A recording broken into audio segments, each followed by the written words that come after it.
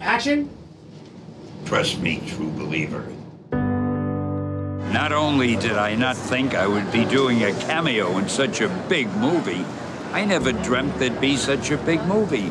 In those days, I was writing those books. I was hoping they'd sell, so I wouldn't lose my job and I could keep paying the rent. All of a sudden, these characters have become world famous. They're the subject of blockbuster movies, and I'm lucky enough to get little cameos in them. Thank you. E-Mark.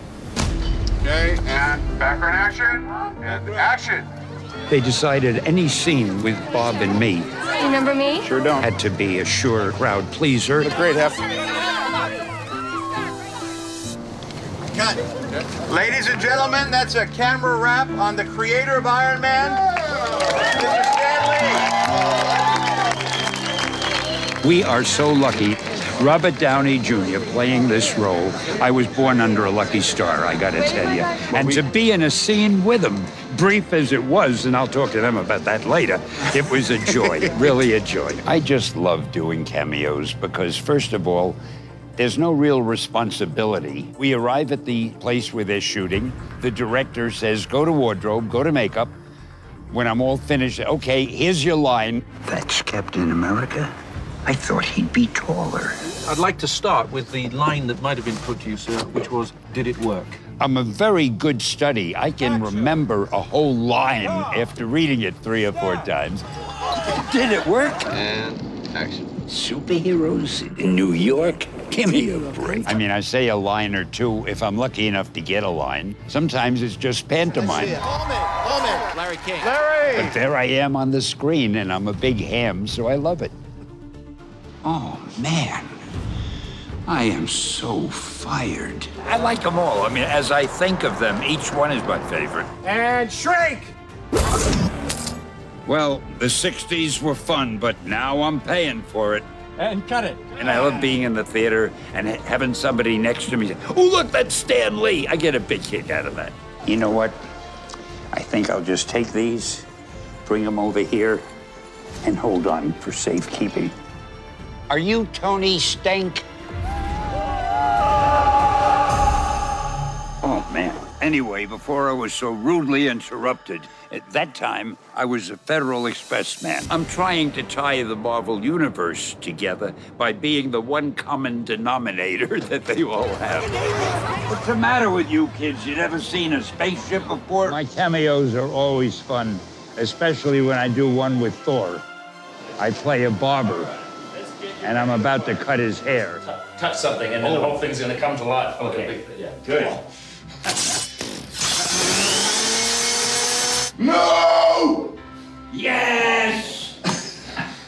Hey, you guys, make love, not war. Each one stands out more than the previous one. This is one of the best cameos I've done, let me tell you. Look at the girl I'm with. You know what I'm saying? She's crazy, stupid, fine, right? You go, yeah. Yeah, crazy, stupid, fine. It's so fun when you show up in the films. It's really neat. Well, it's great. I love it. I mean, people are so nice. Hey, brother, how you doing? Thank you. All right, just have a safe trip down to it. Good to see you. The fact that I'm working with characters that I've created. Not too shabby. That's awesome. You designed me in the womb.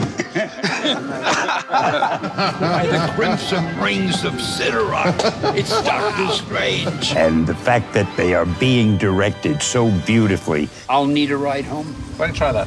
I'll need a ride home. To work with such professionals, and they all have a love of the characters. Chris Evans came over to me like I'm his father. He is so happy to be doing what he's doing. He's so happy to be Captain America, you know. See, nobody's going to recognize you because they'll expect to see this little guy. Hey, glad to see Chris. Hey, congratulations on the twins. Thanks, buddy. Hey, that's terrific. Yeah. So you say something first. I say, it's aged for 1,000 years in barrels built from the wreck of Grunhild's fleet. It's not meant for mortal men. And that's it. What the hell did you just say? It is not meant for mortal men. Neither was Omaha Beach, Blondie. Stop trying to scare us. Come on, I don't think of them as cameos. All right. I rather think of it as a supporting role that I play. Excelsior. And cut. Cut that. And cut it. Stan Lee, the whole reason any of this exists. My hero, the greatest man alive. For everything. We should all be grateful. I know we're all honored. And Stan, thank you so much for being here. It is our absolute pleasure. And forgive us if there's lots of handshakes and autographs. I sometimes wonder, did this really all happen? It's our honor to have you. Thank you. Thanks a lot.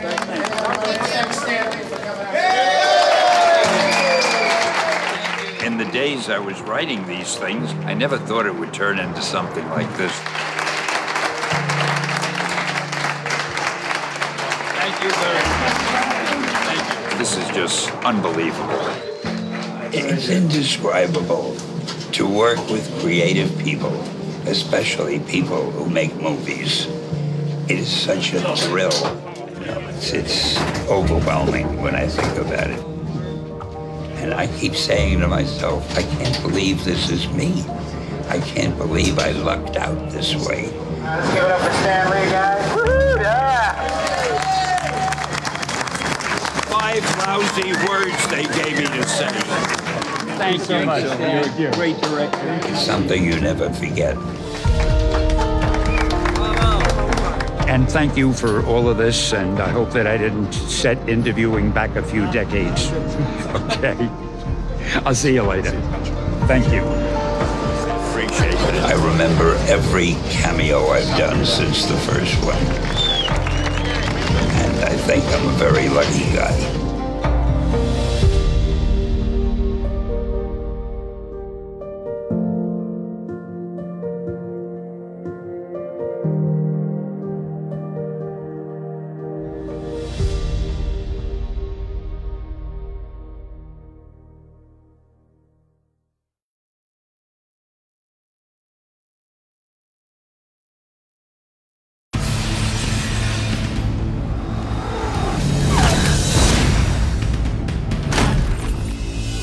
Actually coming down the middle as our heroes are running this way and this way. Love the Russos. I remember them the first couple days on Winter Soldier. They really felt like the new kids on the playground. But everything they said they were going to do, they delivered on. Their attitude kind of breeds this sort of lightness on set. Okay, let's do one more. They're the filmmakers that took the Captain America series and elevated it with a Winter Soldier. You gotta know Cap. This is personal. Yeah. And then you... That then did it again with Civil War. That film is gigantic. This is going to be a great shot. We were midway through production on Civil War, and we saw the amazing job that Anthony and Joe were doing, handling all these different characters, telling this very unique storyline. It's going kind of this way right now, and then the window's going to shatter. We knew where we wanted to head with the next Avengers film, and it was then that we started talking to them about coming from Civil War on to Infinity War. We had no time to settle between Civil War and Infinity War. As we were conceiving and executing Civil War, the end of that movie was very much a setup for what these movies would be. We always had the sense of that. Even not having a break, I think we're able to move forward because there is such a continuity in the narrative. Infinity War. The scope of the film, I think, is unrivaled. And really, the only way the film could be made was in the hands of Anthony and Joe Russo. That's an E+ version of the shot. I was really blown away by how culturally powerful it was. I've never seen a reaction like that after a movie. Infinity War takes people on an epic quest that does everything from entertain and delight you to devastate you emotionally. The success of that film is certainly a testament to the Russo brothers as a directing team. There's no doubt it was not an easy task. You look at Infinity War, you're in the hands of master filmmakers. It is truly remarkable. Slow it down just a hair and just turn it into a little bit of a... Yeah, sure. You know, like I'm gonna get, you know, give it a little look and then go with it. Okay, here we go. We talk a lot about the culmination of Avengers Endgame. We wanted to do a great finale that not only had the spectacle worthy of Infinity War, but with sequences and scenes and character interactions that could only be done with Joe and Anthony. They're the only directors that could handle this many characters and doing this ambitious of a story that needs to pay off every film that we've ever made in one climactic conclusion, while at the same time introducing an entirely new direction for the future. When we were thinking about these two Avengers films, we came up with this idea, let's shoot them together. And it seemed like a great idea at the time, but it's impossible to juggle one story. And the idea of two stories this complicated, figuring out what they are, how they intertwine. The Russos are so adept at handling complicated storylines. You know, after the camera whips you, Yeah. sort of take in the group for a beat and then ask where's Fury. You have to understand what makes each character unique, what special qualities they bring to it, how they can shine. It's pretty amazing watching these brothers like create these amazing, powerfully epic tales. It's gonna be the more that way. Well, that'll just be the badass delivery. You feel very, safe and taken care of, and at the same time you feel like you can contribute. I'm clearly charting the course, and if you just come in and start charting the course, you're like, we're going, so where to? The magic trick is that they're working with so many actors that have, their own relationship to the characters, that come from their own sort of parts of the universe, and to make that all into something that feels cohesive is incredible. So it's all in one piece. So It gets focused at the end of it. Boom. Go back to the stage. They have done the unthinkable, really. I mean, it's not just two movies back to back, it's the two biggest movies of all time, and they've been at the helm the whole time, without fail. They love these characters, and they know these characters inside out. Anthony and Joe, they've essentially been on a job for 6-7 years now. And I love them, and they love the Avengers. Joe and I have always loved to figure out how do we take the character and how do we take the audience and how do we take ourselves on a surprising journey that is not holding anything back. As you progress through films like that, your job as directors gets bigger and bigger. We really have an amazing team around us that allow us to focus on the bigger picture, and so we're very happy with this experience.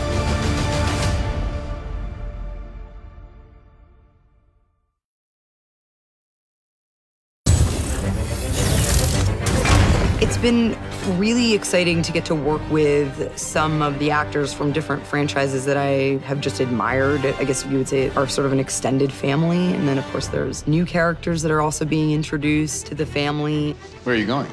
To kill Thanos. Certainly great to see that the audiences are embracing and even asking for, begging for really strong female superheroes. It's wonderful to feel like you've witnessed and been a part of that growth.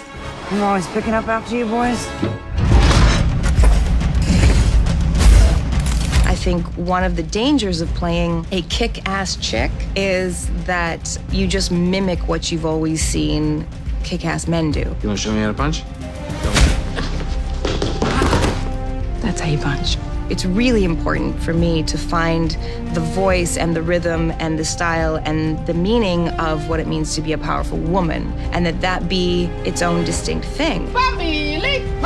I so enjoyed being able to be a piece in the puzzle that was a woman who was the head of an army and who was the right-hand man of the leader.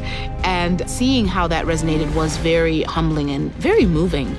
Women are demanding equality in the workplace, whether you're in a superhero costume or an office job. And I think Marvel is doing a great job of amplifying that in the films and representing that properly, and that's a beautiful thing.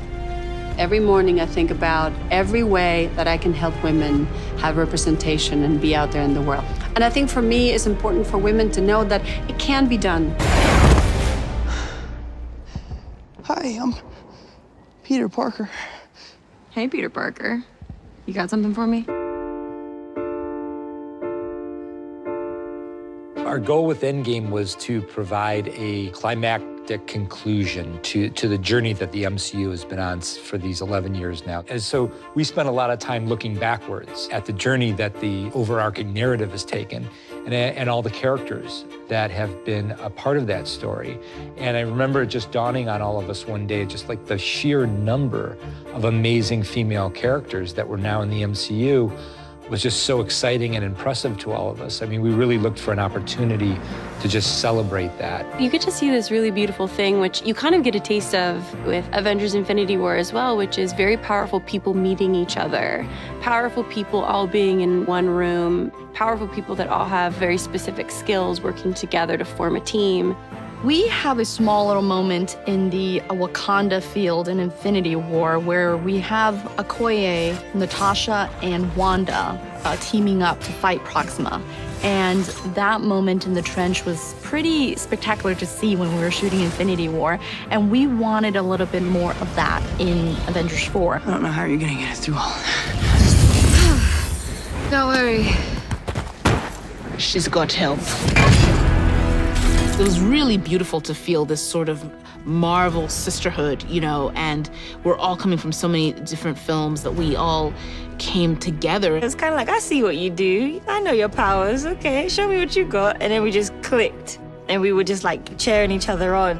Everyone's just kind of taking their turns, moving around, trying to help each other out. It was so fun. You share this connection. So there's a connection without ever having met. And it's a really cool thing about the whole battle.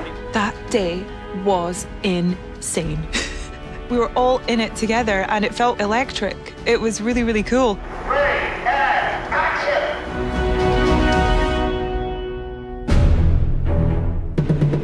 You know, I normally don't watch playback on the monitor, but I wanted to see that reveal of all the women of Marvel, and I thought it was really powerful and really exhilarating, and I was thinking of all of the young girls in the audience who will probably feel really inspired by that in one way or another, so it was a really nice thing to be a part of.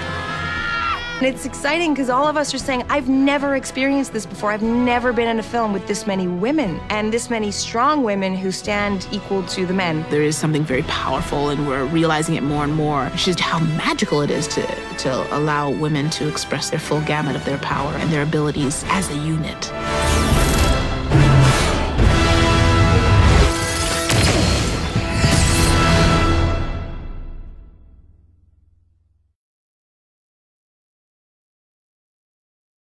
What's wrong with him? He's pissed. He thinks he failed. Thor has suffered tremendous loss, more so than any other character. Asgard has been destroyed, and now he has to suffer the loss to Thanos. How does a person who's suffered two devastating losses like that move forward, and how would he process that?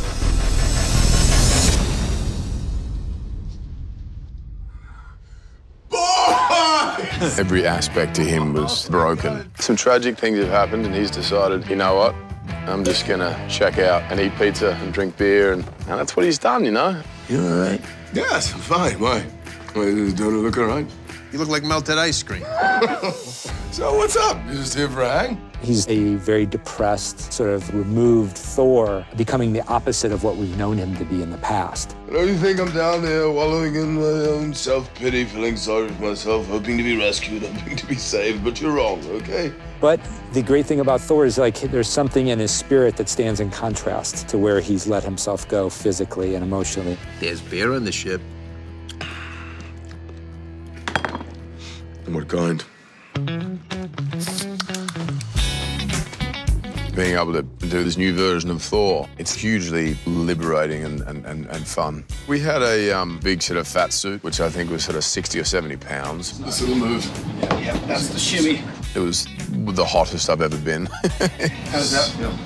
Oh, I mean, amazing. Looks like it's in the right And we had, obviously, the beard, the hair, and I had these things that go in the mouth to kind of plump out my cheeks a bit, which sort of had a little effect on the voice as well, but probably in a good way. It was a different Thor. Hi, my name's Thor. I'm 22 years old. Live on Asgard, and I like sugar. We're shooting a superhero film, and here's one of the most recognizable superheroes, but he's just turned into a new character. What Chris does with that character and how it just kind of has this shift. His excitement was really palpable. He had been playing the character for a while and really wanted to find something new. He has such dexterity as a talent. He's incredibly funny. He has just really lovely energy. Is he asleep? No. I'm pretty sure he's dead. Thor's new look will seem like it's being played for laughs. But thanks to the performance that Chris Hemsworth gives, it becomes very touching. Let me do this. Let me do something right. And we see over the course of the film how he tries to regain his sense of purpose and regain his sense of redemption. It's not working.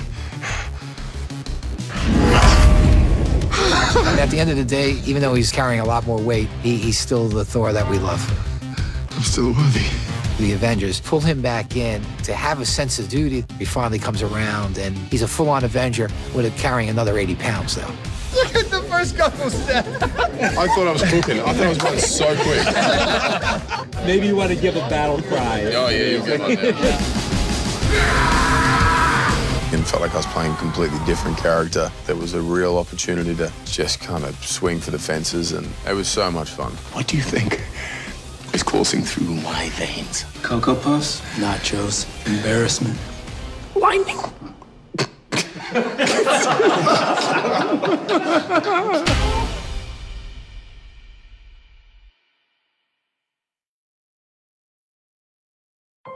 Asking a woman to dance always seems so terrifying. And the past few years just didn't seem to matter that much. Figured I'd wait. For what? Right partner. The essential conflict in Steve is the desire to serve, and that desire to serve would supersede his personal identity. He's got an amazing set of morals and values. He's an incredibly good man, given the hand that life has dealt him. Dr. Erskine knows that if this guy's given this great gift, he won't take advantage of it. He understands how to value what he has because he didn't always have it. The common issue among all the Marvel heroes is that they have a very vulnerable side to them. And Steve Rogers is certainly no exception to that. He is probably the most vulnerable before he becomes Captain America. He, more than any of the other superheroes, really kind of loses who he was in the process of becoming him. Because he was a scrawny 90-pound man who gets changed into Captain America, so the old him ceases to exist. There's no life of Steve Rogers that he goes back to. Almost, I get the feeling he'd be more comfortable if he could wear the outfit the whole time, because then he has a persona, then he knows who he is. It's the first time he was valued. He had very few people who valued him, as he wasn't quite an orphan, but he was alone fairly early on, and he had one friend. It was Bucky Barnes, and Bucky Barnes goes off to war. He was a scrappy kid who got picked on all his life. He is very relatable. He is a superhero, but all his power is basically what the human body can do. Once circumstances lead him to being Captain America, he finds, a purpose. You told me you thought I was meant for more than this. Did you mean that?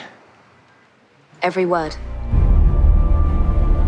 Peggy has a career, and she has a lot of self-respect, and she's pretty sick and tired of lots of men kind of not taking her seriously in the army and playing around with her.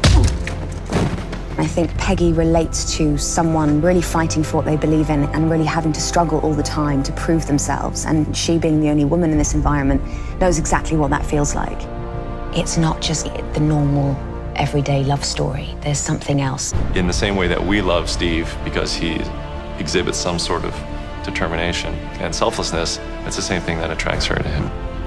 Steve learned a lot from Peggy Carter. If you go back and look at the first Avenger, that is the essential relationship that I think turned him into who he is today. It turned him into Captain America. Her sense of integrity, her call to action are all qualities that have been ingrained in Steve and are his best qualities. And they come from example from Peggy. And so I think it was critical that her character embodied those essential qualities, because he wouldn't be who he is without them. I'm gonna need a rain check on that dance. A week next Saturday at the Stork Club. You got it. 8 o'clock on the dot. Don't you dare be late.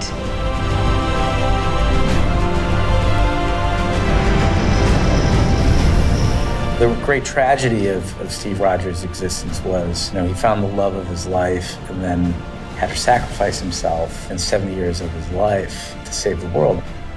I always found it very endearing about Cap that for all that character has sacrificed, and he's sacrificed a lot, the one thing he could never let go of was Peggy. And it stayed with him all those years.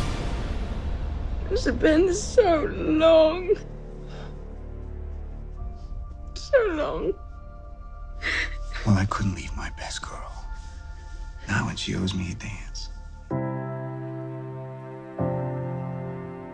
We want the audiences to feel moved by it. People have sent me poems that they've written about Peggy and Cap, and montages that they've sent me of Peggy and Cap's greatest moments, like putting like soundtracks over them, like Aerosmith soundtracks or something, and longing looks from Peggy and Cap. And I'm realizing that the story's affected them, and that's great because we feel like that's what we wanted. We wanted something that had heart to it, that people essentially cared about. Even after he died, Steve was still changing my life. I really like what they let my character experience in these movies, to be honest. The struggle and the sacrifice and the culmination of friendships that have had peaks and valleys, and it's just a really layered, colorful experience. His arc over the course of the movies take him from a place of service to where he started to question authority and ultimately embrace his identity and become self-actualized. And he has the opportunity in Avengers Endgame to go back and correct the loss and be with Peggy, the love of his life. And he makes that choice. So did something go wrong or did something go right? Well, after I put the stones back, I thought maybe I'll try some of that life Tony was telling me to get. You're trying to tap into Steve's journey before you go to set to understand what this moment means to him, but you can't help but think about your own and think about what this entire experience has meant to you. Oh, God, you can get choked up even thinking about it right now. You want to tell me about her?